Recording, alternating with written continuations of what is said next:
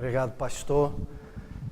Quero falar do privilégio que estou sentindo de estar com os irmãos nessa noite, quando recebi da parte de Gamaliel o convite. Senti muito honrado,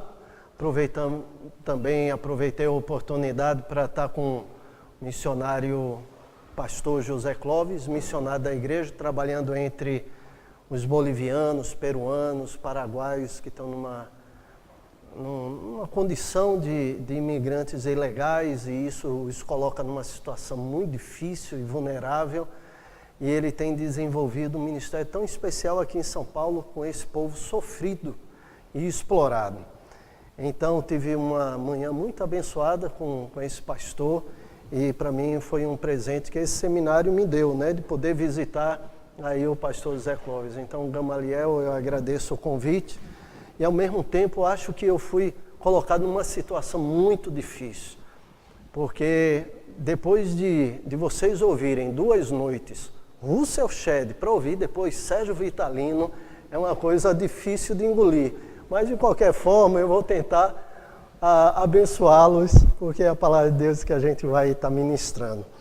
Quando veio até mim a proposta de falar nesse tema, e esse tema é muito especial, tanto sobre missões, que é uma área que mexe no meu coração, assim como também quando a gente vai avaliar e tratar, certamente o Dr. Russell Shedd já fez isso anteontem e ontem, sobre a glória de Deus. E logo que coloquei o título, fiquei imaginando como começa o meu estudo, como começa essa palestra.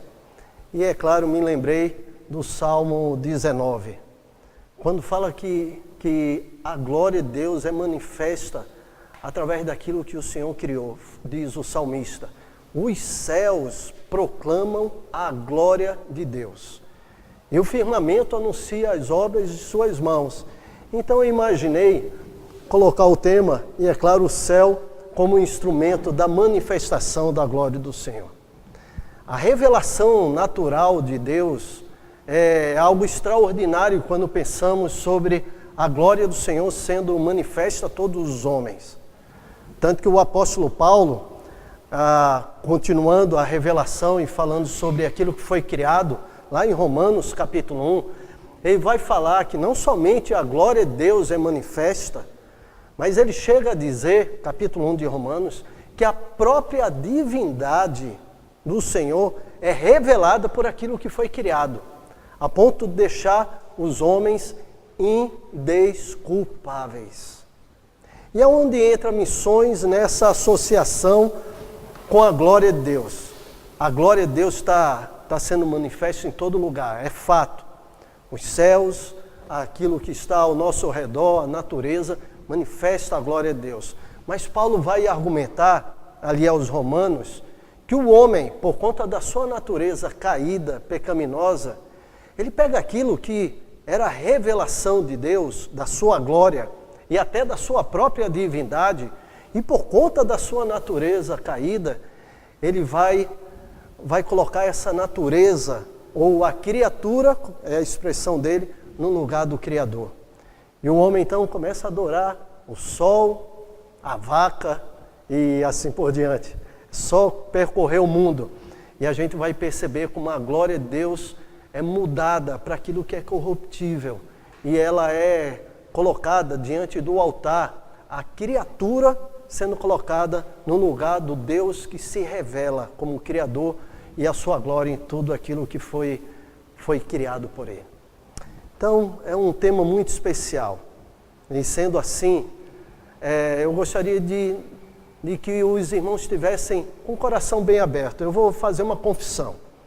Até depois de ouvirem Dr. Russell Shedd, eu preciso confessar que eu sou um pastor. Eu não sou um acadêmico, mesmo que já ensinei em seminário. Mesmo que já dirigi um seminário missionário também. Mas o meu coração arde pelo ministério pastoral. E eu, conversando com um presbítero essa semana, sentou comigo para passar um relatório de uma conversa. A conversa foi oriunda de um outro casal americano, uma ex-missionária que trabalhou como como parte da minha equipe num seminário missionário, ela é americana, casou com um americano, diretor de uma missão chamada Vozes dos Mártires, que é uma missão parecida com Portas Abertas, trabalha com a igreja perseguida. Eu acho que aqui em São Paulo tem uma editora, se eu não me engano, eles já tiveram um escritório que foi fechado, e eles vieram conversar comigo para ouvir sugestões de nomes para reabrir o escritório aqui no Brasil.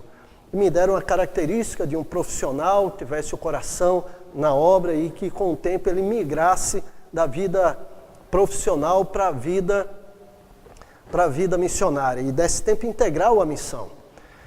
E eu falei, eu tenho uma pessoa, e era um presbítero com quem eu tinha orado, não só ele, a esposa e a filha de 15 anos e o filho de 12, incomodados com o próprio tempo em que estava sendo gasto. Eu falei, eu sei quem eu posso indicar. E coloquei o casal, conversando com esse casal de americanos. E ele sentado comigo disse, é impressionante ver como Deus direciona a nossa vida e cumpre em nós a sua vontade. E eu falei uma coisa que ele riu. Eu sou pastor de uma igreja presbiteriana no bairro de Boa Viagem, né, que Gamaliel conhece, lá em Recife. É ali à beira-mar, onde os tubarões gostam de passear. E eu falei para ele o que eu desejo. Eu desejaria muito de ver a igreja de Boa Viagem vazia. Mas vazia nesse sentido, de um presbítero ir trabalhar com Vozes dos Mártires e outro Portas Abertas, outro ir para o interior e ver a igreja saindo para campo. Eu como pastor oro para que cada um entenda a sua vocação. Quando eu falo isso, é claro que eu estou brincando. Nem todos são vocacionados nesse sentido, não receberam essa vocação de apostolado, de saírem para lugar distante, né, para pregar o evangelho em lugar inóspito. Mas quando falamos sobre missões e a glória de Deus, não podem estar mais bem relacionados os temas, porque é através de missões que a glória de Deus será revelada. Antes de entrar no tema, olha como eu sou pastor, falo demais, né? Nem entrei mesmo no tema, ou na minha introdução. Me lembrei agora de Gênesis, capítulo 1. Quando eu falo sobre missões ser não só algo ligado à glória de Deus, ou mesmo, como já falou o Dr. Russell Shedd anteontem, ser uma parte integrante da nossa caminhada de obediência, ela é aquilo que vai no coração de Deus para o ser humano, para aqueles que foram criados. Gênesis capítulo 1, versículo 28. Me acompanha aí, vá abrindo a Bíblia, porque senão eu falei, esse cara veio do Recife, está aqui só citando, e você não confere se é isso mesmo, tá certo? Aí o Senhor, no seu planejamento do mundo, daquilo que seria criado, e o propósito que ele tinha para tudo que seria criado, ele aí está planejando a criação do homem. Ele senta na sua triunidade, senta é forma de dizer, viu? Que eu sempre imagino decisões ao redor da mesa, tá certo? E como um bom pernambucano, tendo uma tapioca, talvez alguma coisa assim.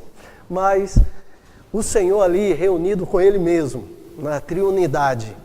E ele então planeja a criação do homem e fala, façamos um homem à nossa imagem, à nossa semelhança, que ele domine os animais. Ele vai descrevendo. E depois ele fala, ele deve se multiplicar e encher a terra. Ora, o homem estava sendo criado à imagem de Deus, ou seja, aquela forma representativa, ou seja, o homem quando visto, deveria revelar também, assim como tudo que foi criado, a imagem de Deus. Mas ele agora, como uma criação especial, mais ainda, Deus deveria ser identificado simplesmente na existência do homem, na sua forma, na sua existência. O que é que eu estou querendo dizer? É como um filho. Eu tenho um casal de filhos. O mais velho, Levi, tem 28 anos, vai fazer 29 mês que vem. E ele está terminando o seminário presbiteriano, lá em Recife. E eu tenho uma menina com 27 anos, casada, e ela e o esposo são missionários entre os Tembés, no Pará. Ou seja, para mim é um presente de Deus. Eu, os 2 filhos envolvidos com a obra, eu não podia pedir algo melhor para o Senhor. Mas quando o meu filho caminha onde ele vai com o meu nome. Na verdade, o nome dele é Levi Vitalino, porque é filho de Sérgio Vitalino. O que ele fizer, as pessoas vão estar olhando e vão estar pensando em mim, entende?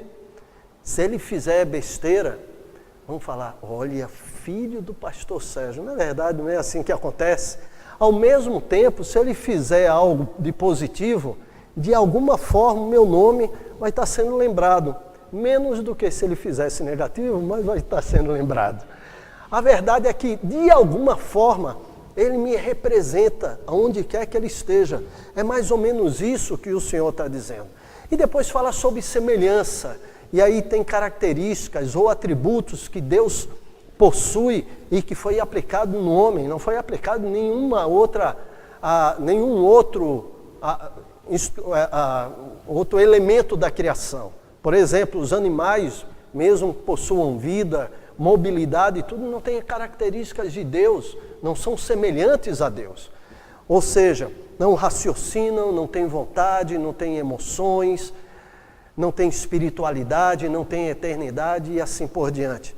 Então, quando Deus dá uma ordem de que o ser humano deveria se multiplicar e encher a terra, para mim foi a primeira declaração missiológica das Escrituras. O que Deus realmente queria é que a imagem dele, que representava a glória dele, a criação especial, principal, o ápice da sua criação, que o revelava e revelava também a sua glória de forma muito mais nítida, estivesse enchendo toda a terra. Para mim, é uma expressão missiológica que startou todo o pensamento de Deus e toda a caminhada do projeto de Deus desde o Antigo Testamento até o Novo Testamento. Então vamos começar. Se isso for introdução, a gente termina meia-noite aqui, eu vou perder meu avião. O que eu gostaria só de reforçar é que os temas, eles vêm tratando de coisas fundamentais e inegociáveis dentro quando pensamos em missões, revelando a glória de Deus e cumprindo, creiam, cumprindo aquilo que o Senhor sonhou quando sentou para planejar o homem e planejar também a sua atividade, o seu fim, a sua função aqui nesse mundo, que era revelar a sua glória, revelar a sua pessoa. Então, quando o Dr. Russell Shedd, anteontem, falou que missões glorificam a Deus, porque a missão cumpre a ordem dele, a questão da obediência é uma questão básica e fundamental no nosso entendimento como igreja missionária. No segundo dia, ontem, ele falou sobre missões serem importantes e revelarem a glória de Deus, porque ela edifica o corpo de Cristo. Não sei como ele argumentou o tema, mas imagino, o Gamaliel falou uma parte, que ele falou um pouco sobre a extensão do corpo de Cristo, né? Pensando em alguém que está sendo alcançado em um outro país, ou num lugar mais inóspito da nossa pátria, e que aqueles que estão ali são igreja, como eu sou, fazem parte do mesmo corpo, estão presentes dentro do mesmo propósito do Senhor para a minha vida e para a sua também. O que eu não sei é se ele abordou o fato de edificar o corpo que está aqui, ou na capital, ou numa cidade maior, e que encaminha o missionário, ou que vai com o missionário até o campo. O que é que eu estou querendo dizer?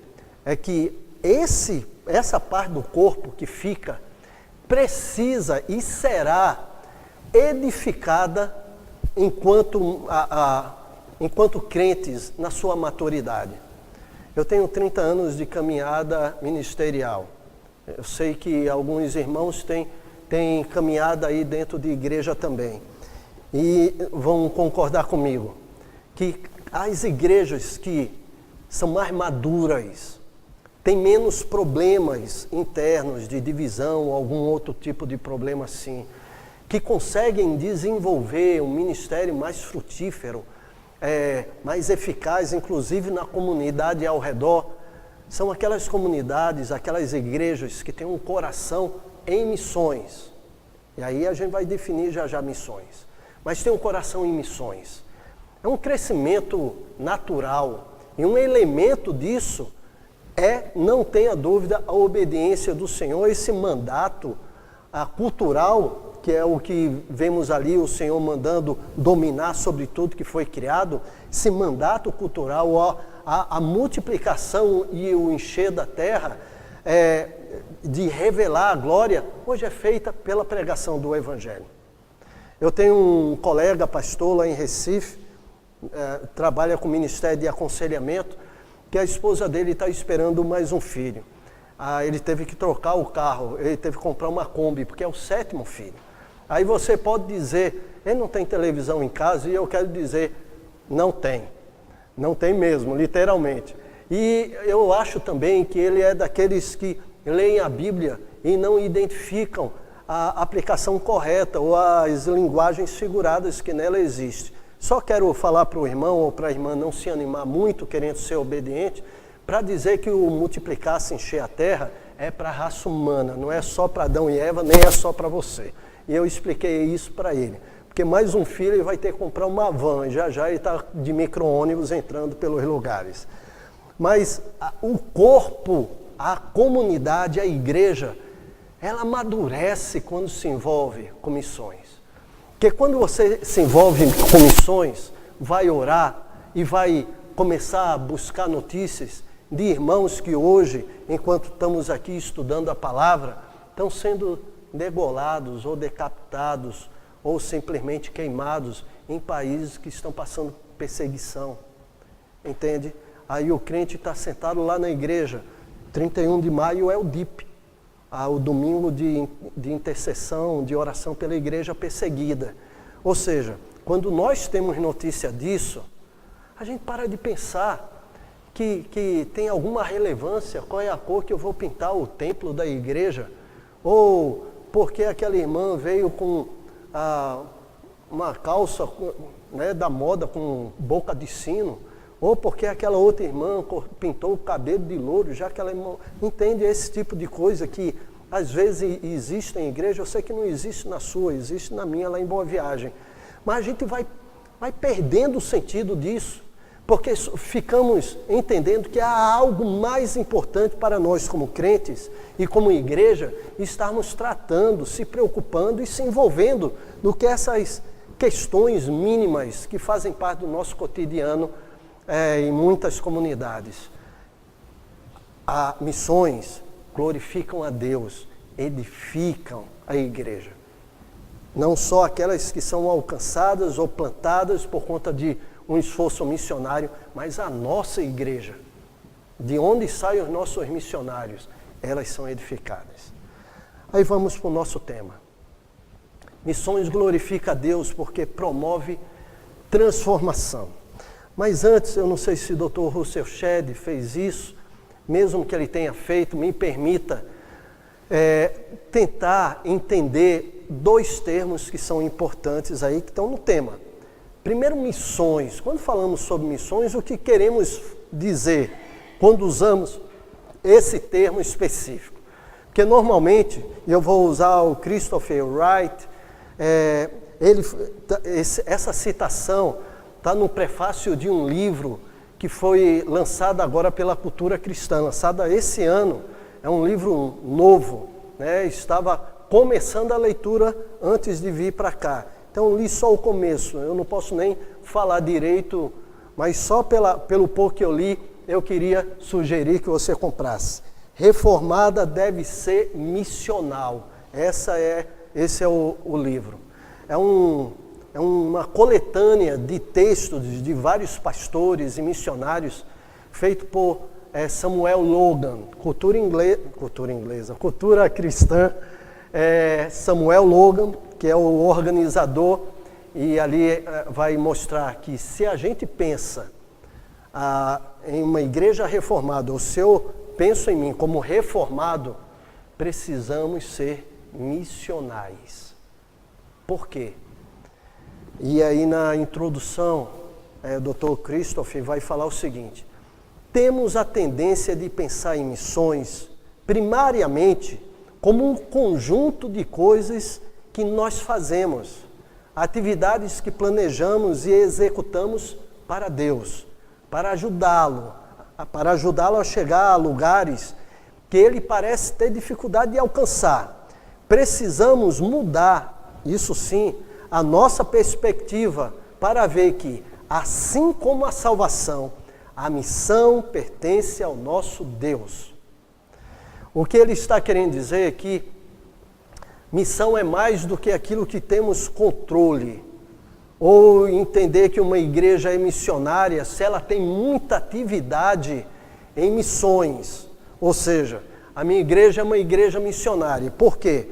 Porque ela tem uma conferência anual, sempre temos uma conferência abençoada. A igreja é missionária porque ela sustenta ou participa do sustento de 4, 5, 10, 20, 50 missionários. O que ele está querendo dizer é que missões não pertencem a uma igreja local, não faz parte de um programa de uma igreja local, não tem a ver com as atividades que os membros podem fazer ou estabelecem no seu organograma ou no seu planejamento anual e nos seus investimentos financeiros. Missões é aquilo que Deus preparou para a igreja e nem pertence a ela, a igreja. Pertence sim ao próprio Deus. E aí eu vou ampliar um pouco mais. Nesse livro, o autor é muito bom, tá certo? Nesse livro que eu escrevi, deixa eu falar só dizer sobre ele, não é nenhum livro. Não leia esse material como se fosse ler Dr. Russell Shedd, tá bom? Você vai se decepcionar. De fato, esse livro é resultado de um projeto missionário que foi aplicado na igreja que eu pastoreei durante 14 anos e estou iniciando na nova igreja, eu estou no meu 2º ano nessa igreja em Boa Viagem, aplicando no núcleo de missões. Trata sobre um movimento que aqui no Brasil deve ter em torno de 6, 7 anos por aí, que é chamado SIM, com C, o Cuidado Integral do Missionário. Uma proposta de envolvimento da igreja local com o seu corpo de comissionados. Como cuidar do missionário a ponto dele poder estar no campo, fazendo a obra de Deus da melhor maneira, tendo não só a sua parte financeira garantida, mas também tendo cada área do seu viver e cada problema que ele passa como sendo da igreja também. Então, por isso que se chama Cuidado Integral do Missionário. É sobre isso que eu trato. Esse é um livro voltado para pastor, para um grupo de conselho missionário, núcleo missionário, enfim, o nome que se possa dar à equipe de membros da igreja que trabalha com missões e para a igreja entender o seu papel enquanto aquela que envia o missionário para o campo ou quer participar do campo em que o missionário que ela está ligado faz parte. Enfim, é um projeto bem prático.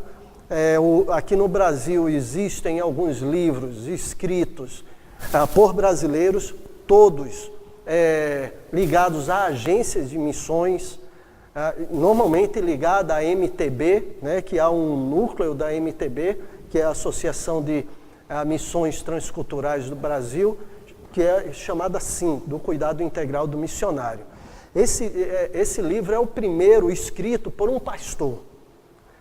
Ou seja, é como, não a agência, mesmo que a agência tenha a sua importância e a sua tarefa de cuidar bem do missionário, mas como a igreja que envia e que está envolvido com alguns comissionados, estejam em missões transculturais, fora do país, dentro, ou até em Jerusalém, que um capítulo trata sobre isso, como ela deve se portar, como ela deve se envolver, que cuidados ter para que o missionário esteja bem e em toda a sua condição de exercer o ministério para o qual o Senhor vocacionou. Então é um livro bem prático, é quase um projeto de missões para a sua igreja local, tá certo? Então, se puder levar, leve. É quase o custo do livro, e tudo que for vendido vai ser volta para o trabalho ministerial de cuidado missionário que nós estamos efetivando, tá certo?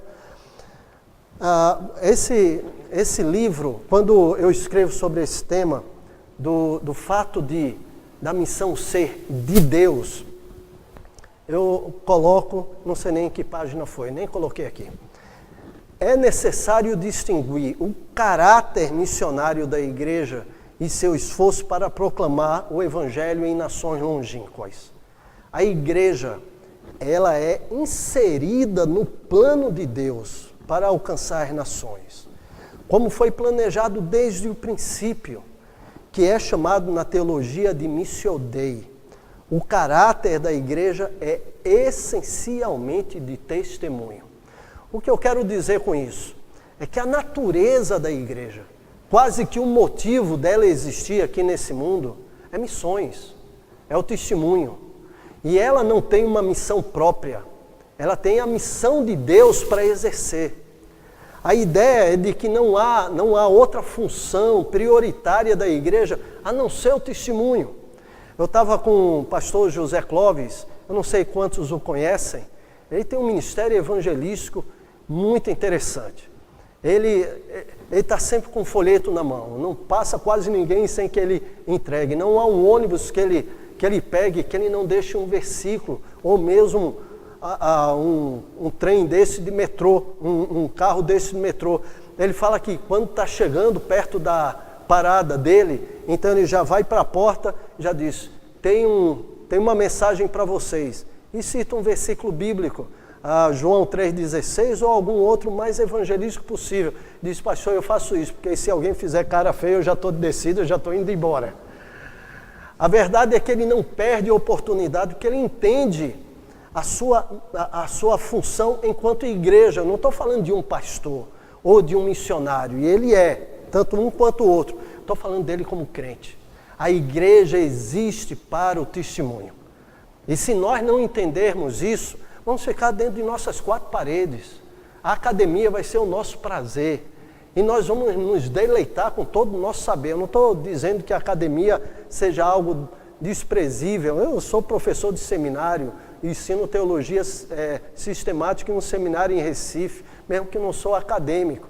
Mas não é para esse fim, não é o saber, não é o acúmulo de informações que a igreja precisa ou para o que ela foi criada. Ela foi criada para manifestar a glória de Deus, e ela só fará isso entendendo a sua posição missional, entendendo que ela foi chamada essencialmente, especialmente, prioritariamente para o testemunho. E quando você lê as Escrituras, vai perceber que desde o Antigo Testamento até o final, o testemunho é o que é exigido do povo de Deus, tanto de Israel quanto da igreja. Quando o Senhor resolveu estabelecer um testemunho, ele chama Abraão, e de Abraão vai criar toda uma nação. Nós vamos falar hoje sobre Abraão também. O que eu estou querendo dizer aqui é que não tem como ser igreja sem testemunho. Se somos igreja, ou pensamos ser igreja, porque nos reunimos dominicalmente e levantamos oferta, sustentamos o pastor e cantamos e dizimamos e ficamos sem envolvimento de testemunho, há alguma coisa errada no nosso conceito. O que eu falo lá na igreja é que o meu entendimento sobre aquela nossa reunião é que a igreja ela é uma reunião para crente, não para descrente. Então eu digo para eles, queridos, podem trazer visitantes, não é problema nenhum, mas eu quero dizer uma coisa, essa reunião aqui no templo não é para eles. Essa é a reunião da igreja. Nos reunimos aqui para confessar pecados, para nos edificar, nos estimular e assim por diante, para sair para a nossa missão. Cada um de nós está envolvido numa missão que é a missão de Deus. Aí, nesse sentido, quando a gente vai lendo o livro sobre entendendo que somos reformados, não podemos entender que somos reformados sem entender que estamos inseridos na missão de Deus. Novamente, o Dr. Wright vai dizer, a missão não é nossa, a missão é de Deus. E falar a realidade não é que Deus tem uma missão para a sua igreja no mundo. Em vez disso, Deus tem uma igreja para a sua missão no mundo. Entendeu a diferença clara aqui, né? Ou seja, Ele não criou uma igreja e essa igreja tem uma missão para fazer nesse mundo, que é pregar o evangelho, que é a missão da igreja. Não é essa a missão da igreja. Quem tem uma missão é Deus. E Ele então, na sua missão, estabelece a igreja para, obedecendo, cumpra a sua missão. Deixa eu tentar ilustrar com um outro texto que eu gosto bastante. Atos, capítulo 1. Lucas vai escrever, inicia Atos, capítulo 1, dizendo o seguinte: fiz o primeiro tratado, ó Teófilo, acerca daquilo que o Senhor Jesus começou a fazer e a ensinar. Não é isso que está aí em Atos 1:1. Ora, esse primeiro tratado ele está se referindo a quê? Quando ele fala, eu fiz o primeiro tratado, o primeiro escrito, falando das coisas que Jesus começou a fazer e a ensinar. Ele está se referindo ao Evangelho de Lucas. E aí agora ele fala, fiz o primeiro tratado, falando sobre isso. E agora começa o segundo livro, segundo volume. Na minha mente, se ele fez um primeiro escrito, o primeiro tomo do seu escrito, falando sobre o que Jesus começou a fazer e a ensinar, não está explícito, mas para mim está implícito, que ele está dizendo, agora vou começar a escrever o que Jesus continuou a fazer e a ensinar. E ele vai descrevendo a história da plantação, do início da igreja. A igreja é Jesus ensinando e fazendo. A igreja é o seu corpo. As escrituras falam que nós temos da natureza de Deus. Pedro fala isso. Nós recebemos a natureza de Deus. Paulo fala que recebemos a mente de Cristo e nos estimula a andarmos tão perto do Senhor a ponto de termos os seus sentimentos. Filipenses capítulo 2. Ou seja, quando pensamos que a missão é de Deus, é a igreja hoje que cumpre o propósito de Deus de espalhar a sua glória. Estava ouvindo minha filha certa vez, ela fez uma afirmação que eu falei, isso é uma teóloga. Ela disse na igreja, quando estava dando seu testemunho, nós não podemos ir para campo por paixão pelas almas, porque esse não é o nosso alvo. Um missionário não pode ir para buscar, para salvar as pessoas, querendo que as pessoas sejam salvas. Esse não pode ser o objetivo do missionário. O missionário precisa ir para o campo para apresentar a glória do Senhor revelada na sua palavra e em Cristo. Esse é o alvo do missionário.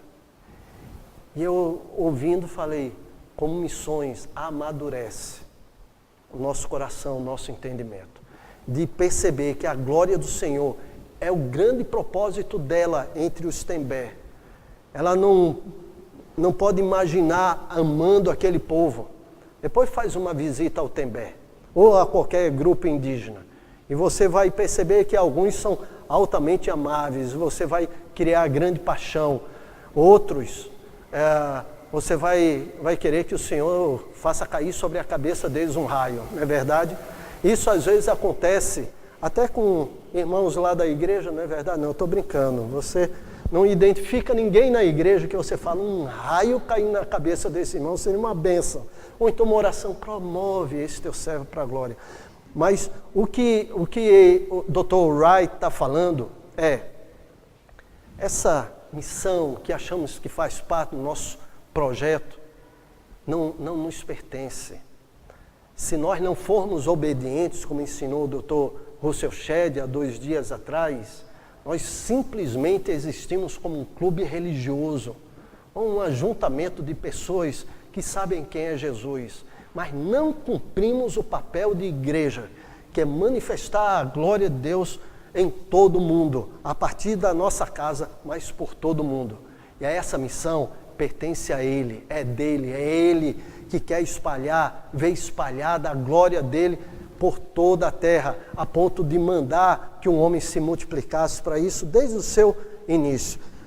Ele ainda diz, Dr. Wright, a missão não foi feita para a igreja foi feita para a missão de Deus. Então, é fundamental a gente definir a palavra missão, entendendo o que é missão. Missão é o plano de Deus para todos os homens. E qual é a missão? É que a sua glória seja conhecida.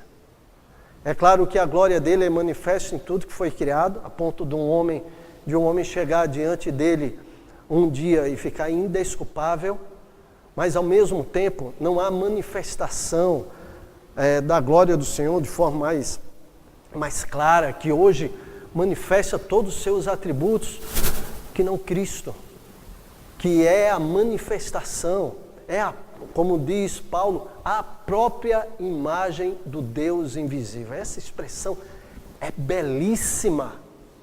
Cristo é a imagem do Deus invisível. Eu lembro dos apóstolos, Senhor, mostra-nos o Pai, isso nos basta. Como mostra-nos o Pai? Estou com vocês todo esse tempo. Quem vê a mim, vê ao Pai, porque eu e o Pai somos um. O que Cristo está falando é que Ele manifesta a glória do Pai. Quando vamos levar a Cristo às pessoas e às nações, cumprimos uma missão que é de Deus, que foi passada para a igreja cumprir. Nós somos executores de uma missão que pertence a Ele. É dele o desejo de que sua glória seja espalhada por toda a terra. Falando nisso, então, vamos tentar conceituar a glória de Deus, que é o segundo termo. Isaías 43, 7, vai dizer, o profeta Isaías vai registrar a palavra do Senhor. A todos os que são chamados pelo meu nome, diz o Senhor, e os que criei para a minha glória, eu os formei e também eu os fiz. Então, a glória do Senhor é a motivação da nossa própria criação. Um outro texto dos teólogos de Westminster, se a gente está aqui num encontro teológico, eu não poderia deixar de citar os teólogos de Westminster como um bom presbiteriano que eu sou. Quando lemos o breve catecismo, e a primeira pergunta, qual é o fim do homem, qual é o seu propósito, o seu alvo, o objetivo de ser, então os teólogos vão responder ali, respondendo a essa pergunta. O fim principal do homem é glorificar a Deus e gozá-lo para frente, para sempre. Duas expressões aqui, é como se os dois alvos principais estivessem aqui. Um é glorificar Ele. E já vimos que quando o Senhor planejou a revelação da sua glória e a expansão e a glória dele sendo manifesta, missões está ligada. O nosso testemunho a respeito dele está entrelaçado. E aí, gozá-lo para sempre tem a ver com a nossa vida com Ele. Ele nos criou para estarmos juntos a Ele. E isso glorifica, isso o alegra, isso o satisfaz como Deus Criador, como Pai que Ele é. Assim como nós, quem é pai aqui sabe como é bom ter o filho perto, o filho caminhando. Ontem eu estava ali na Avenida Paulista, depois que saí ali de um shopping, como é o nome do shopping mesmo que eu fui? Não sei o que, 23. Center 3. Eu saí, liguei para minha esposa, falei, minha filha, o que é que eu vou fazer aqui sem você? O que é que eu vou fazer aqui sem minha família? Eu dei um rumo para o quarto do hotel para ouvir o jogo do Sport, que até empatou com o Bahia, péssimo resultado. A verdade é que eu me vi como que sozinho, em meio à Avenida Paulista movimentada. Aliás, o que me chocou muito, porque nunca vi tanto homossexual por metro quadrado. Daqui a pouco eu nem vou conseguir levar a minha esposa para passear na Avenida Paulista. Nosso país está num rumo muito difícil, muito perigoso, e que o Senhor tenha misericórdia de nós. O Senhor tem prazer de nos ter como filhos perto dele. O fim principal do homem, em primeiro lugar, é manifestar a glória dele, tem a ver com o nosso testemunho. Essa é a nossa função missional. Depois aconchego, gozá-lo para sempre. Dr. David Wilkerson, ele vai dizer, deixa eu só achar aqui se eu anotei o livro em que retirei isso dele. Não, me perdoe, não sei se é do mesmo livro. Ele vai dizer, o que é exatamente a glória de Deus? Não é a manifestação física, ainda que alguns cristãos pensem que seja. Não é também um sentimento de êxtase que toma ou uma luz sobrenatural que irrompe. Em termos simples, a glória de Deus é uma revelação da sua natureza e atributos. Quando o Senhor escolhe nos mostrar a sua glória, isso é a revelação de o quanto Ele quer que seja conhecido por nós. O que o Dr. David está falando a glória de Deus tem a ver com o conhecimento dele e dos seus atributos. Não vamos conhecer a glória de Deus sem conhecê-lo, porque a glória dele está ligada àquilo que ele é e àquilo que ele revela para nós a respeito dele. Eu anotei aqui um texto e vou pedir a ajuda de vocês, tá certo? Só por questão de manuseio. Abra, por favor. Não é nem esse versículo que eu estava querendo. Abra, por favor, Êxodo. Isso mesmo, Êxodo 33. Eu estou com ele aqui, é só que eu queria que você passasse uma olhada no contexto. É muito interessante que Moisés, ele se aproxima do Senhor, era um momento decisivo, né? Ele tinha, só vou botar o contexto, ele tinha recebido as tábuas da lei, tinha descido e encontrado o povo adorando o bezerro de ouro. Vocês lembram disso? Ele então joga a tábua, se decepciona, quebra as tábuas da lei e confronta o povo, e tem gente que morre. A história vocês conhecem muito bem. Imagina a decepção de um líder que tinha subido até o monte, tinha se encontrado com Deus, tinha usufruído de tudo aquilo que Deus era, não de tudo, mas ele tinha experimentado da presença gloriosa de Deus.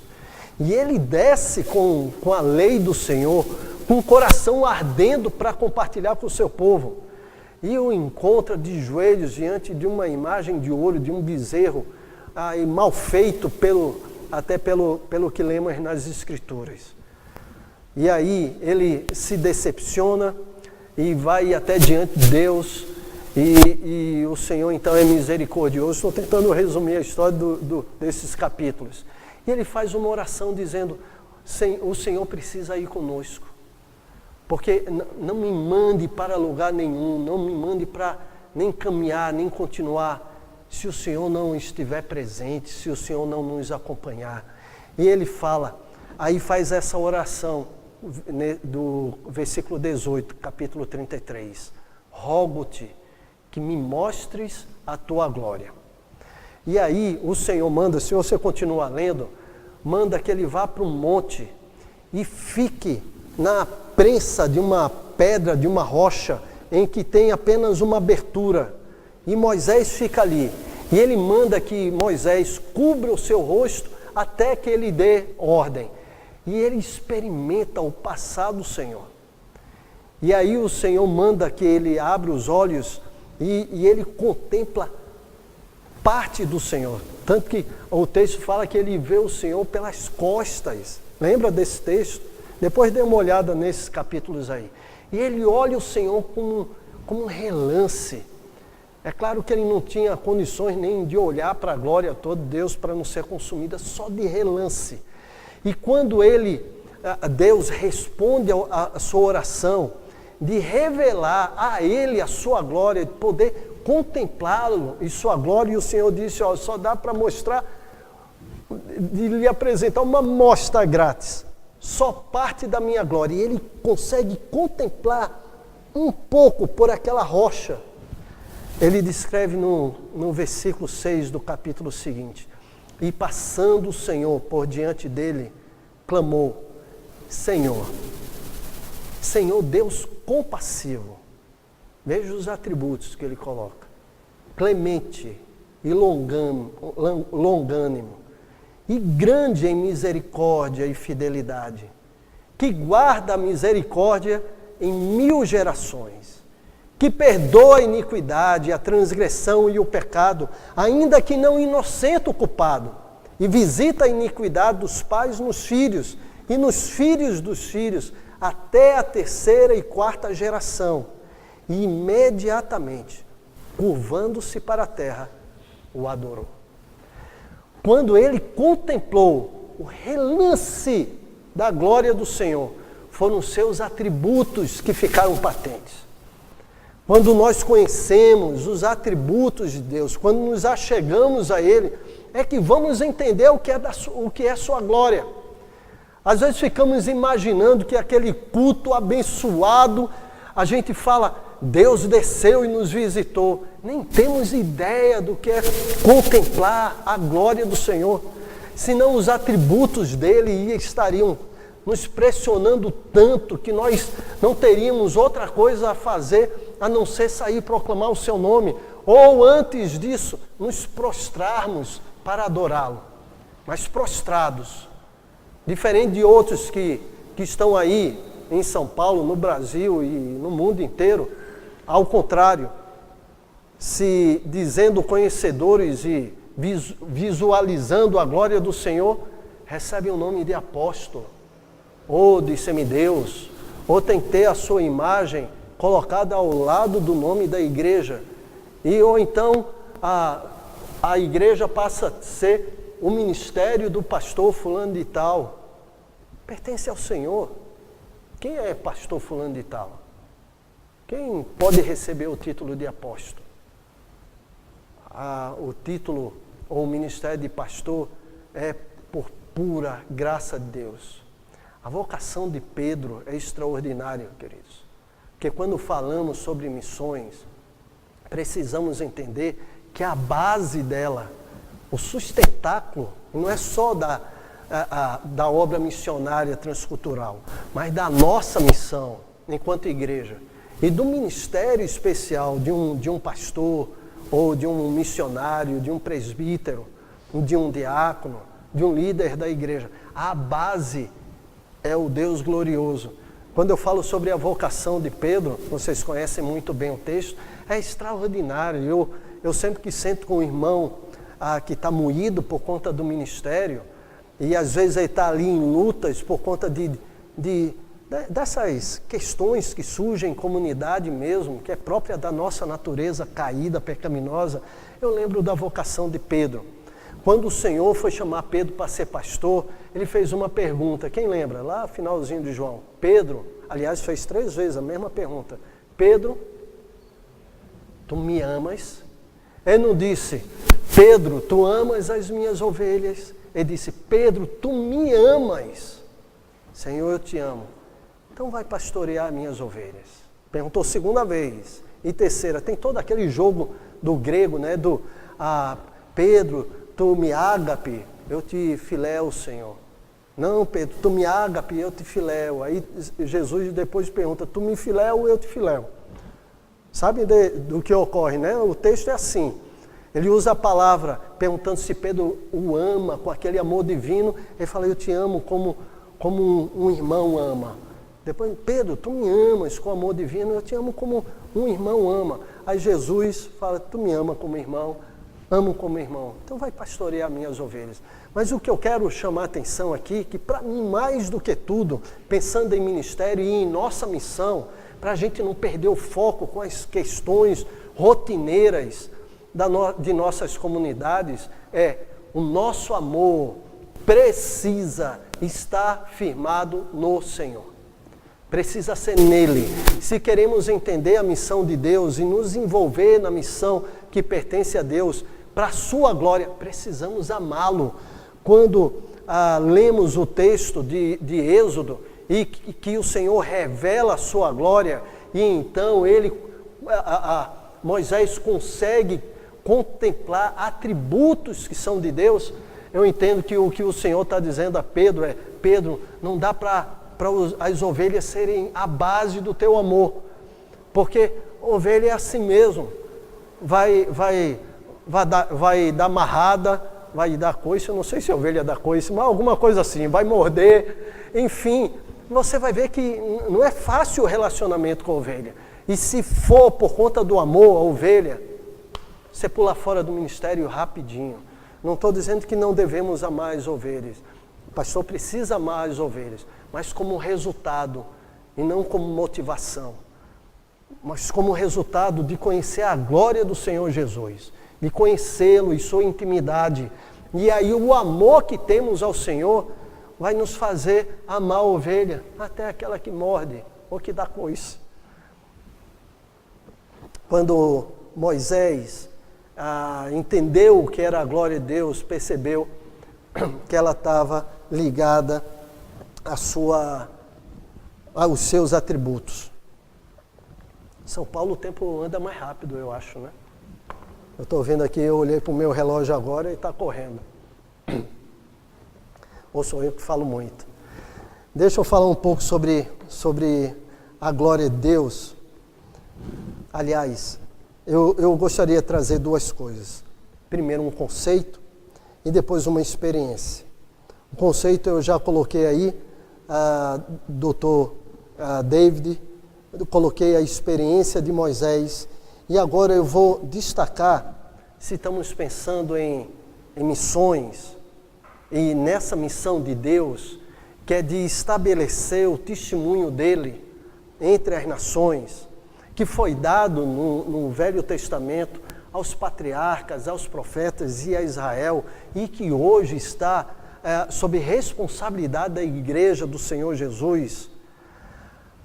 Eu sei que o Dr. Russell Shedd falou que a igreja, como herdeira da mesma fé, da mesma linha de Israel, ou seja, a igreja, ela é só olhar os Gálatas, o que Paulo escreve aos Gálatas, somos herdeiros das mesmas promessas feitas a Abraão. Abraão é chamado de pai da fé, quando o Senhor faz uma promessa a Abraão, e é interessante que as promessas de Deus, elas sempre têm aplicações pessoais, locais e eternas. E muitas vezes são promessas, são palavras locais e proféticas. A gente vê isso nas cartas às igrejas de Apocalipse, que eram igrejas reais com aquelas dificuldades, mas ao mesmo tempo tinha aplicação profética. O que eu quero dizer é que Deus foi tratar com o seu povo. E foi chamar um povo especial, já que a raça havia ido para longe dele, a raça humana, e agora ele resolve estabelecer um povo que seria testemunha diante das nações, o povo de Israel.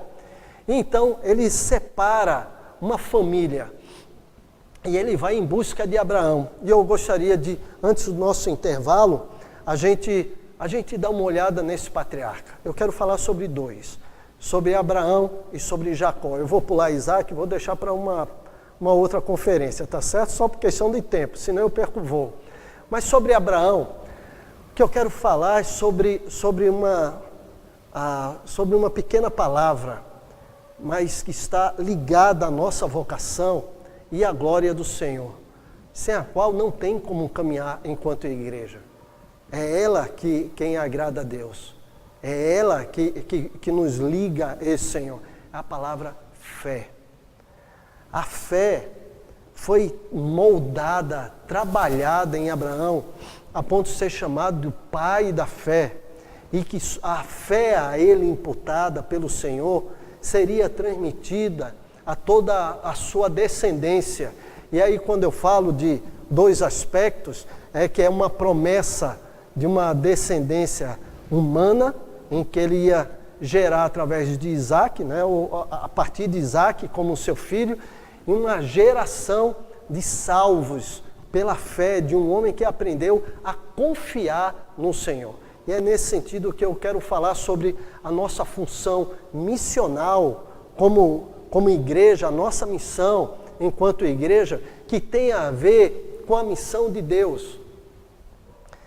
Eu me lembro uma vez ter tratado com meus filhos, quando estávamos para atravessar uma rua, que eu vinha segurando, eles ainda pequenos, eu ia segurando e simplesmente parei, não vinha carro nenhum. E eles já sabiam que, não vindo carro, podemos atravessar. Eu vinha segurando a mão deles, parei e disse para eles, parem. E eles pararam, olharam para mim, eu falei, não importa se vem carro ou não venha. Se eu falar para vocês, parem, por favor, parem na hora. Não pergunte o que, nem porquê, só ouçam minha ordem e obedeçam imediatamente, ok? Ok. Aquele era um exercício, simplesmente para eles entenderem que eu como pai tenho interesse, projetos e eu quero para eles o melhor. Quando a gente vê Deus tratando com Abraão e o chama para uma terra que ele nem conhecia, a gente conhece bem a história de Abraão, e lá em Gênesis 12, ele chama Abraão para se dirigir a uma terra, ele deixa para trás família, pega a esposa, o sobrinho Ló e sai para essa terra. Ele vai caminhando, aparentemente você olha para aquela decisão, ele que teve a revelação de Deus, ele que ouviu da parte de Deus, conheceu a Deus, saiu cumprindo uma missão que era de Deus para ele. Do texto de Gênesis 12, até o texto que eu quero avaliar com vocês, que é Gênesis 22, Abraão teve muita experiência de tratar com esse Deus que queria moldá-lo à semelhança do que ele queria, que era ser um homem de fé. E foram experiências que ele teve durante aqueles anos que o colocou na posição que nós podemos ver aqui em Gênesis capítulo 22. E aí eu quero olhar com vocês esse texto. Quando Abraão, moldado por Deus, trabalhado por Deus, debaixo de experiências, ele se torna um modelo, um exemplo na caminhada de fé, no que é mesmo confiar em Deus para exercer o seu mandato, a vocação dentro da missão que pertence a Deus, em que ele poderia revelar a glória do Senhor. Para mim, esse é um dos textos biográficos mais bonitos. Para mim, Gênesis 22 é extraordinário. O que eu aprendi com Abraão nesse texto, sobre o que é caminhar em fé, o que é mesmo confiar nas suas promessas. Lembre que Abraão, falei desse trajeto, Abraão já tinha quebrado a cara tantas vezes. E tinha feito tanta coisa achando que estava no caminho de Deus, ou conseguiria cumprir o propósito de Deus. Só vou citar algumas. Lembram ele descendo para o Egito, chega para sua esposa e fala, vamos fazer um acordo aqui, tu és uma mulher muito bonita. Se eles sabem que eu sou teu marido e alguém lhe desejar, ou o rei, eles vão, primeiro que vão matar sou eu. Eles vão me matar para ficar com você. Então fala que é minha irmã. É uma meia verdade, né? Porque de fato era da família. E ela silenciou, concordou, e a história vocês conhecem até que o rei descobriu, chamou e confrontou Abraão, que era para ser o exemplo de fé, o confrontou questionando sobre a mentira. Um homem ímpio. E ele continua só a caminhada, esperando o cumprimento da promessa de Deus e envelhecendo. E Sara, além de estar envelhecendo, tinha uma dificuldade também, era uma mulher estéril. Conhecemos muito bem a história desse casal. Até que Sara chega para Abraão, disse: Abraão, eu acho que eu estou entendendo o caminho de Deus para cumprir, para que Ele cumpra a vontade dEle na sua vida. Eu acho que você precisa se deitar com minha serva, que era a serva principal, né? A ama, a companhia. Ele se deita com Agar e nasce Ismael. Vocês sabem toda a dificuldade desse nascimento. E a confusão que foi dentro de casa, principalmente depois que nasceu Isaac. Questão de ciúme, foi uma confusão para Abraão, simplesmente porque não esperou o cumprimento da promessa. O quanto botamos os pés pelas mãos. De fato, Deus saiu trabalhando, moldando, ensinando Abraão, para mim, até Gênesis 22. A caminhada descrita por Abraão, nesses versículos de 1 a 14, é uma caminhada extraordinária, que revela o que é ter aquela fé que agrada a Deus, aquela fé que está ligada à nossa missão, à nossa posição aqui nesse mundo. Eu estou aqui agora num papel bem pastoral, tá certo? Compartilhando um texto que Deus tratou com o meu coração. Então me permitam. Depois dessas coisas, pôs Deus a Abraão à prova e lhe disse: Abraão, esse lhe respondeu: eis-me aqui. Acrescentou Deus: toma teu filho, teu único filho, Isaque, a quem amas, e vai-te à terra de Moriá, oferece-o ali em holocausto, sobre um dos montes que eu te mostrarei. Levantou-se, pois, Abraão de madrugada, e tendo preparado o seu jumento, tomou consigo 2 dos seus servos e a Isaque, seu filho, rachou lenha para o holocausto e foi para o lugar que Deus lhe havia indicado. Ao terceiro dia, erguendo Abraão os olhos, viu o lugar de longe. Então disse a seus servos: esperai aqui com o jumento. Eu e o rapaz iremos até lá, e havendo adorado, voltaremos para junto de vós. Tomou Abraão a lenha do holocausto e a colocou sobre Isaque, seu filho. Ele, porém, levava nas mãos o fogo e o cutelo. Assim caminhavam ambos juntos. Quando Isaque disse a Abraão, seu pai: meu pai, respondeu Abraão, eis-me aqui, meu filho. Onde está, perguntou-lhe Isaque, eis o fogo e a lenha, mas onde está o cordeiro para o holocausto? Respondeu Abraão, Deus proverá para si, meu filho, o cordeiro para o holocausto. E seguiram ambos juntos. Chegaram ao lugar que Deus lhe havia designado, ali edificou Abraão um altar. Sobre ele dispôs a lenha, amarrou Isaque, seu filho, e o deitou no altar em cima da lenha.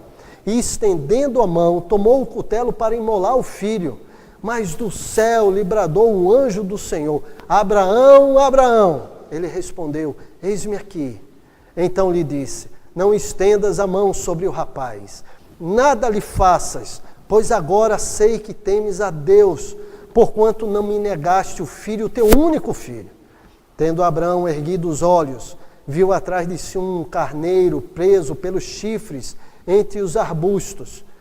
Tomou Abraão um carneiro e o ofereceu em holocausto em lugar do seu filho. E pôs o nome, Abraão, por nome aquele lugar, o Senhor proverá. Daí dizer-se até o dia de hoje, no monte do Senhor proverá. Quando eu falo sobre a glória de Deus, o entendimento da missão transforma vidas. A transformação operada em Abraão mostra que a pessoa, quando entende a missão que é de Deus e deseja manifestar a sua glória na própria vida, ele pessoalmente é transformado. E Abraão dá um testemunho claro disso, de um homem que tentou resolver as coisas por si mesmo, e um homem de fé. E o que é ter fé? O que é confiar nas promessas de Deus? Quando eu leio esse texto, primeira afirmação que posso fazer, ele passa a possuir uma obediência instantânea e incondicional. Os versículos de 1 a 3 são versículos interessantes sobre obediência. O texto fala que Deus pede a Abraão a Isaque. E o texto fala no versículo 3, levantando-se, pois, Abraão de madrugada, tendo preparado seu jumento, tomou consigo 2 de seus servos e Isaque, seu filho, rachou a lenha para o holocausto e foi para o lugar que Deus lhe havia indicado. Você não vê Abraão de joelhos dizendo, Deus, eu não estou entendendo. Tem alguma coisa errada aqui nessa nossa história. Eu acho que meu ouvido aqui não está bem, que eu já estou com 100 anos, então eu acho que eu tenho que botar um aparelho, porque o Senhor está pedindo para matar Isaque. O filho que o Senhor prometeu, aquele que iria gerar toda a minha descendência, é isso mesmo. Eu acho que o Senhor ou errou a ordem, ou eu estou ouvindo mal. Não, ele não vai fazer uma oração dessa. Ou ele não protela para obedecer. A sua obediência é instantânea. Ele não pergunta a Deus por quê, nem de que modo. Ele simplesmente ouve. E olha que não era uma ordem qualquer. Ele teria que caminhar até o monte para oferecer ao Senhor o que lhe era de maior valor. Isso para mim é algo muito especial. Ele não estava pedindo a Abraão seu gado, sua riqueza. Ele estava pedindo o que Abraão esperou por toda a vida. Isaque já era um adolescente, um jovem. Alguns dizem que ele deveria ter entre 16 e 22 anos. Ele era aos olhos de Abraão, a promessa de Deus, como é que eu posso dizer, agora que poderia ser apalpada, a promessa de Deus de forma visível, que ele tocava no cumprimento da promessa de Deus, e agora Deus está pedindo que Abraão pegue o filho e leve para sacrificar. Ele não protela, se levanta de madrugada, e olha que Deus parece que estava querendo dificultar Abraão, de checar se Abraão estava pronto para ser, da sua descendência, nascer aquele que viria como Messias, que a sua vida fosse reconhecida como vida de fé. Ele queria checar, porque quando dá ordem a Abraão, ele diz, Abraão, pega teu filho, mas não é só teu filho, teu único filho. Abraão, lembra, você só tem esse filho que está ligado à promessa. Teu único filho, Isaque, a quem amas, e vai oferecer. Parece que Deus estava colocando terra na obediência dele. Estava dizendo, olha, você vai ter que oferecer o que lhe é mais precioso. Agora, lembra aí, Abraão, é único. É algo não só precioso, único. E eu quero que você vá oferecer, e é aquilo que você ama, que tem o seu coração. Não há nada nessa vida mais importante do que isso. Isso para mim é uma questão de consagração, que a gente fala ao Rei dos Reis, consagro tudo que sou, mas quando o Senhor pede aquilo que é único, que a gente valoriza, é aquilo que mais amamos na vida, aí é checada, testada a nossa confiança nele, a nossa caminhada de fé. E mais ainda, se você vai lendo, fala que Abraão sai com Isaque viajando para aquele monte que ele não conhecia. E fala que ele avista o monte quando? Quem lembra? Quanto tempo depois? 3 dias. Não era algo assim pensado. Abraão não pegou Isaque, peraí, deixa eu obedecer logo antes que eu desista. Não. Abraão sabia mais do que tudo quem estava pedindo que ele pegasse seu filho para sacrificar. A fé tem a ver mesmo com a glória de Deus manifesta diante de nós, quando conhecemos seus atributos. A verdade é que Abraão sabia quem estava pedindo. Se lembra dos meus filhos? O que eu queria é que eles me identificassem como um pai amoroso e que queria o bem, e que quando eu desse ordem, eles deveriam obedecer sem deixar para depois, sem dar mais um passo, ou mesmo questionar o porquê não podiam atravessar a rua. Era isso que eu queria. O que ocorre com Abraão agora é que ele vai caminhando. Agora você imagina uma viagem de 3 dias em que Abraão dorme, levanta e caminha por 3 dias com o seu filho único. a quem ele tanto ama, no caminho do sacrifício dele. E isso é obediência. Obediência não se dá num instante. Obediência tem a ver com um processo, com continuidade, com permanência. É a gente decidir, vou obedecer e não abrir mão desse caminho, não importa o que seja ou quanto tempo dure. Obediência instantânea e incondicional. Se nós conhecemos a Deus, entendemos que a missão é dele, que ele nos chama para testemunhar, a obediência é um elemento indispensável, inegociável na nossa caminhada enquanto parte da igreja. Porque se conhecemos a glória de Deus, ela nos transforma e nos faz de homens rebeldes que somos por natureza, em pessoas que aprenderam e aprendem a obedecer a Deus. Abraão dá exemplo e pode ser chamado de pai da fé, que ele aprendeu o que é obediência, instantânea e incondicional. Mas mas confiar em Deus, ter vida de fé, não é somente obedecer de forma instantânea e incondicional, é também ter certeza de que aquilo que o Senhor prometeu se cumprirá. No tempo dele, da forma dele, mesmo que não entendamos, mesmo que hoje pareça algo nublado ou impossível. Esse versículo 5, certamente vocês já passaram por ele. Abraão chega para os seus servos e diz, vocês fiquem aqui, depois que avistam o monte, porque eu e o rapaz iremos até lá e, havendo adorado, tornaremos para vós. Ora, ele estava falando para os seus servos, se ele fosse obedecer a Deus, ele era para ter dito, vocês fiquem aqui, porque eu e o rapaz iremos até lá, e depois de termos adorados, eu voltarei para junto de vós. Mas ele coloca no plural, ele fala, voltaremos.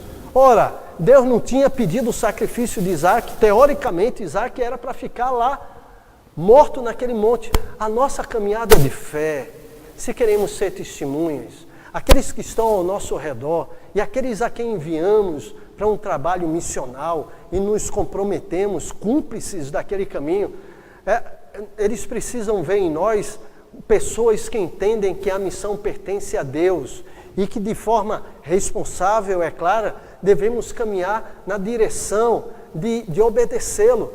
Eu me lembro do meu genro, quando veio conversar comigo para pedir minha filha em casamento. Quer dizer aos irmãos, é muito difícil fazer o casamento de filha. Muito difícil.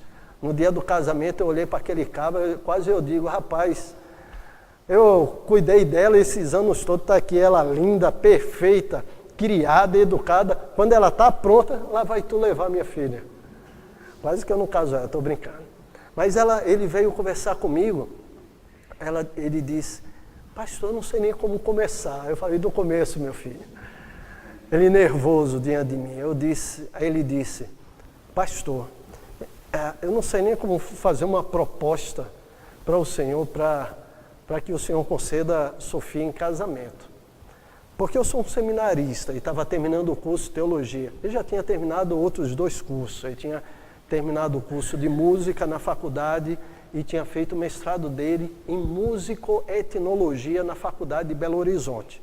E o alvo dele era trabalhar entre os indígenas na área de música, no evangelismo através da música ética, na linguagem deles, enfim. E ele senta diante de mim e faz, pastor, eu tenho o meu curso pago pela minha igreja lá de Belo Horizonte e é só que eles contribuem comigo. O que eu preciso dia a dia, eu ganho tirando cópia na minha impressora dos trabalhos dos outros colegas. Eu devo levantar para os meus gastos por mês uns R$50. É só isso que eu tenho para sustentar a sua filha. E eu pensei comigo, será que essa menina vai passar fome, hein? A minha mente correu logo para a missão que Deus tinha para a igreja e para ele em especial. E eu perguntei, tu vai fazer o que da vida? Ele disse, como assim? Vai fazer o quê? Ano que vem em diante. Ele disse, o senhor sabe, eu vou trabalhar com o Stembé, eu vou ser missionário. Mas ser missionário? Então, meu filho, esse não é um assunto teu. Esse é um assunto de Deus. Hoje, você pode ter certeza do que você vai ter amanhã.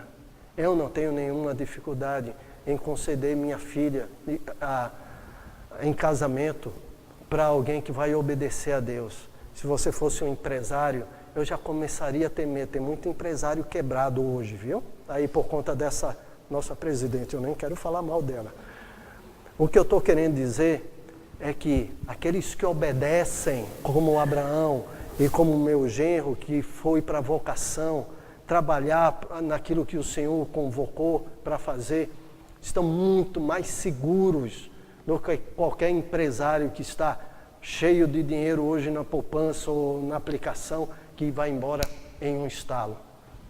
E eles estão no 4º ano de casamento, trabalhando entre os Tembé ali na região do Pará, felizes e realizados com o trabalho. Mas eu falei do meu genro, só para dizer que eu queria que ele soubesse que ele estava dando um passo e que nem era ele que ia sustentar minha filha, graças a Deus.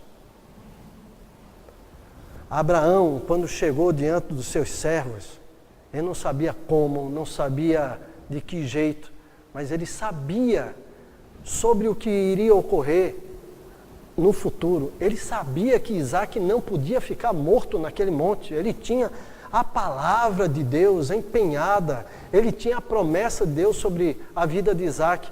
Se você for lá para o autor de Hebreus, capítulo 11, a galeria da fé, o autor de Hebreus vai falar sobre esse evento e vai falar que Abraão creu que Deus era poderoso. Eu acho que é versículos 7, 8, 9.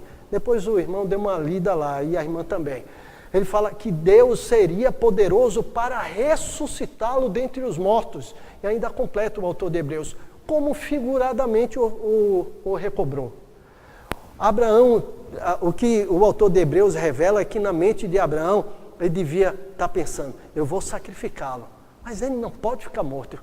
Eu vou contemplar a glória de Deus ressuscitando meu filho diante de mim. E ele vai na certeza de que Isaac voltaria com ele. Isso é fé. A gente tem convicção hoje, quando não tem nada na mão, que Deus cumprirá a sua palavra, não pelo que você é, não pelo que você merece, mas aquilo pelo que Deus prometeu e quem Ele é.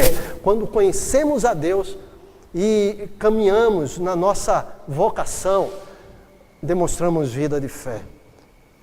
Ixi, eu vou atrasar mesmo no meu avião, viu?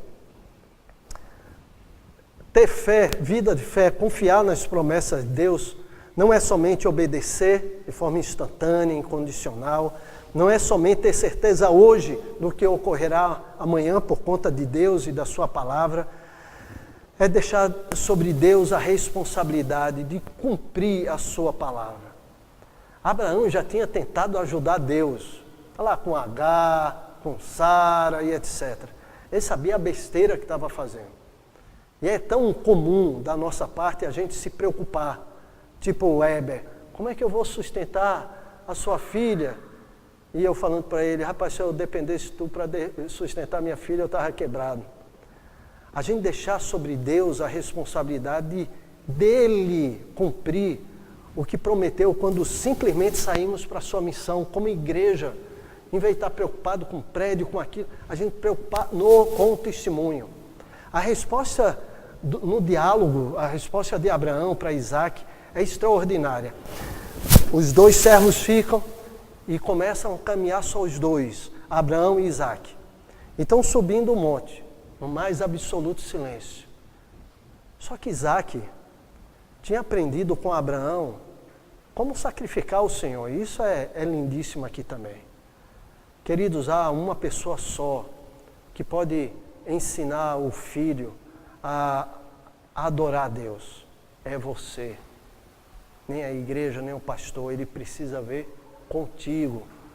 E eu vou dizer aos pais aqui presentes, com os pais principalmente. Isaac aprendeu com Abraão que para adorar o Senhor e sacrificar, ele precisaria do fogo, do cutelo, da lenha e do cordeiro. E estava faltando o cordeiro. Isaac, ainda adolescente, sabia disso, porque tinha feito isso muitas vezes com o seu pai. Aprendeu com ele a adorar e a sacrificar ao Senhor. E então eles vão caminhando, daqui a pouco Isaac, imagino eu, já cismado, porque viu o pai calado, triste, preocupado, assim, sem imaginar como a coisa ia acontecer. Ele olha para Abraão e fala: Abraão, meu pai. Abraão olha para ele: sim, meu filho. Eu vou usar a entonação mais ou menos que Isaac deve ter colocado na pergunta para Abraão. É claro que não com esse sotaque nordestino, claro. Meu pai, eu estou vendo fogo, o cutelo e a lenha. Mas papai, aonde está o cordeiro para o holocausto? A resposta de Abraão não podia ser melhor. Ele não disse: fica tranquilo, Isaac, Deus vai providenciar para nós o cordeiro do holocausto. Ele não responde assim. Ele não responde: Deus proverá para mim, porque senão eu vou perder meu filho. Ele não responde assim. Ele nem responde: Deus proverá para você, porque senão tu estás frito e morto. Não. Ele responde: Deus proverá para si o cordeiro do holocausto. Deus vai ter que providenciar para ele próprio. Não é a tua vida que está em risco aqui. É a palavra dele. Não é minha descendência que está em jogo aqui. É a fidelidade de Deus. Deus vai providenciar para ele próprio. Eu não vou dar mais jeitinho. Eu não vou tentar qualquer outra coisa a não ser obedecê-lo. E somos expertos em tentar dar jeito nas coisas para obedecer a Deus. A nossa missão é de obediência. A glória de Deus só vai poder ser contemplada através de nossa vida, através da vida da igreja, se andarmos como Ele quer, da forma dEle, tendo hoje certeza do que Ele fará amanhã e saber que a responsabilidade passa a ser dEle. O que eu falo na igreja continuamente é: obedeça. Porque se você não obedecer, tomar as rédeas da sua vida, você responde por ela e você vai ter que assumir as consequências. Mas simplesmente, se você abre mão do controle da sua vida, deixando o Senhor, o Espírito, e isso é plenitude do Espírito, guiá-lo, deixando Deus decidir sua vida, sendo obediente a Ele, a responsabilidade passa a ser de Deus. Você somente senta e espera Deus conduzir. Ele responde por aquilo que Ele mandou, que Ele ordenou, seus princípios. Ele só quer uma igreja que obedeça. A glória do Senhor será manifesta pelo testemunho da igreja quando ela viver aquilo que agrada a Ele, por conhecê-lo, por saber quem Ele é e que Ele cumpre a sua palavra, que Ele é zeloso do seu próprio nome, que Ele vai fazer exatamente aquilo que Ele colocou nas suas escrituras. É só obedecer. Se queremos ter a nossa missão atrelada a essa missão que pertence a Deus e como a igreja manifestar a glória dEle, vamos ser obedientes. Quando olhamos para a glória de Deus, percebemos o quanto conhecer Deus transformou a vida de Abraão. E agora ele está ali, pronto a sacrificar Isaac. Deixa eu só falar uma coisa para encerrar e dar um intervalo.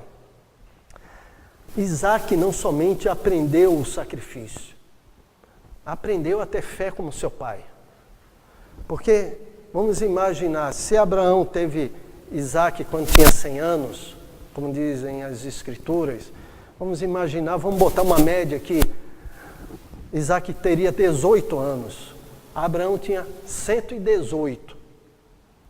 Aí imagina que ele fala: meu filho, vem aqui para eu te amarrar. Ele sabia o que significava. Se Isaac não compartilhasse da mesma confiança, era só dar um pique. Com 18 anos, um cabo de 118 correndo atrás, não ia pegar nunca, nem de morro abaixo. Isaac aprendeu a ter a mesma fé que o seu pai vivenciou naquela caminhada, naqueles últimos 16 anos de vida. Eu acho que quando ele contemplou Isaac, ele falou: é esse Deus fiel, é a Ele que eu quero servir, é dele que eu quero ouvir a voz, e a missão que eu vou cumprir não é mais a minha, é a dele. E aí, através da transformação da vida de Abraão, a gente pode ver manifesta a glória do Senhor. Vamos orar e eu dou um intervalo. Pai, muito obrigado pela glória do Senhor, que é manifesta em todo mundo, que é apresentada e claramente vista por tudo que foi criado. Mas louvamos o Teu nome, porque o Senhor nos criou a Tua imagem e semelhança e nos resgatou com preço tão alto, que foi o sangue puro, precioso do Teu Filho Jesus. Assim como o Senhor transformou Abraão, nos transforma também, Senhor. Nos faz homens obedientes a Ti. Homens que cumprem a Tua vontade, mesmo que não a entendamos. Queremos só que a Tua glória seja manifesta em nós e através de nós, para que esse mundo Te conheça e a Teu Filho, nosso Salvador, em nome de quem Te oramos. Amém. Queridos, pequeno intervalo, não sei quantos minutos aí, Gamalho. Oi? 15 minutos. É o tempo de esticar a perna, respirar, para a gente voltar aí para mais umas meia hora, tá certo? De caminhada e a gente para.